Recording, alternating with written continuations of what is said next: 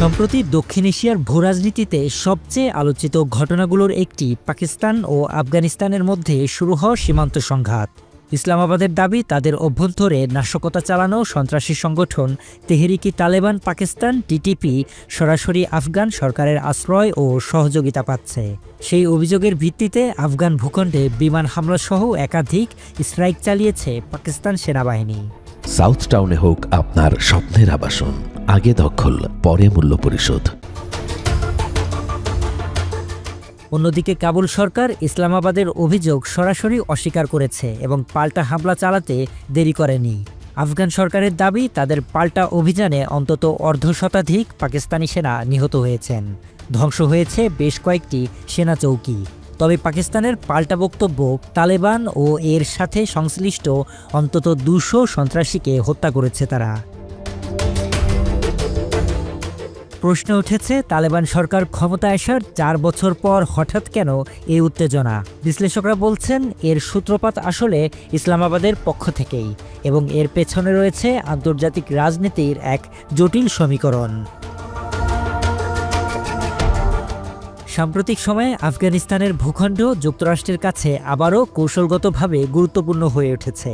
দক্ষিণ এশিয়ায় চীনের প্রভাব মোকাবেলায় এই অঞ্চলে পুনরায় প্রভাব বিস্তারের ইঙ্গিত দিচ্ছে ওয়াশিংটন। আর সে কারণেই আবারও সামনে আসছে আফগানিস্তানে অবস্থিত পুরনো সামরিক ঘাঁটি বাগরাম। গত মাসে মার্কিন প্রেসিডেন্ট ডোনাল্ড ট্রাম্প প্রকাশ্যে দাবি করেন, তালেবানকে বাগরাম ঘাঁটি ফেরত দিতে হবে, কিন্তু কাবুল সাফ জানিয়ে দেয় তারা কোনো বিদেশি শক্তির হাতে ১ ইঞ্চি মাটিও ছাড়বে না। উত্তরে ট্রাম্প হুঁশিয়ারি দেন, বাগরাম ফেরত না দিলে তালেবানের জন্য ভয়াবহ সময় অপেক্ষা করছে।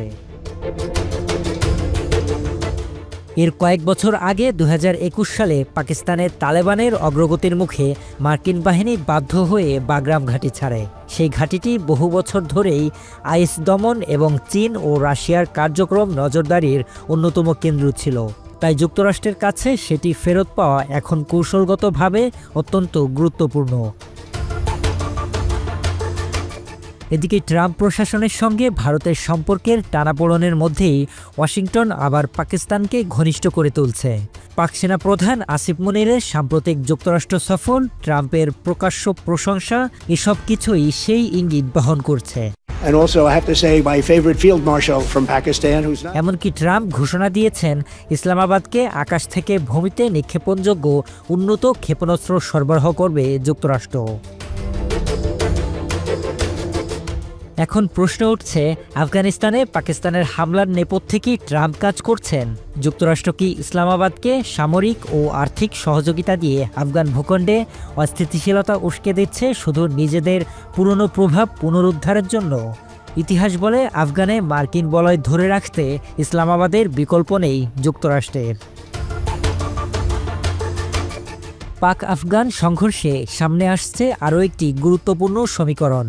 সম্প্রতি পাকিস্তান ও সৌদি আরবের মধ্যে স্বাক্ষরিত হয়েছে একটি শক্তিশালী প্রতিরক্ষা নিরাপত্তা চুক্তি, যেখানে বলা হয়েছে, এক দেশ যদি শত্রুর আক্রমণের শিকার হয় তবে অপর দেশ সেটিকে নিজেদের উপর আক্রমণ হিসেবে বিবেচনা করবে, অর্থাৎ শত্রুর বিরুদ্ধে তারা লড়বে একে অপরের হয়ে। ফলে প্রশ্ন এখন একটাই, আফগানিস্তানের পাল্টা হামলাকে কি সৌদি আরব নিজেদের উপর হামলা হিসেবে দেখবে? আর যদি তাই হয়, তবে কি পাক সৌদি চুক্তি অনুযায়ী আফগানিস্তানের উপর হামলা চালাবে রিয়াদ, নাকি নিরপেক্ষ অবস্থান নিয়ে মধ্যস্থতার পথেই এগোবে যুবরাজ সালমানের দেশ?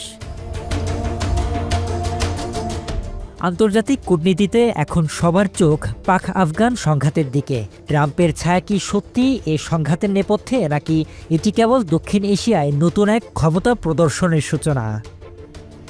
শরীফ রাহাত, নিউজ ডেস্ক, বাংলাদেশের খবর।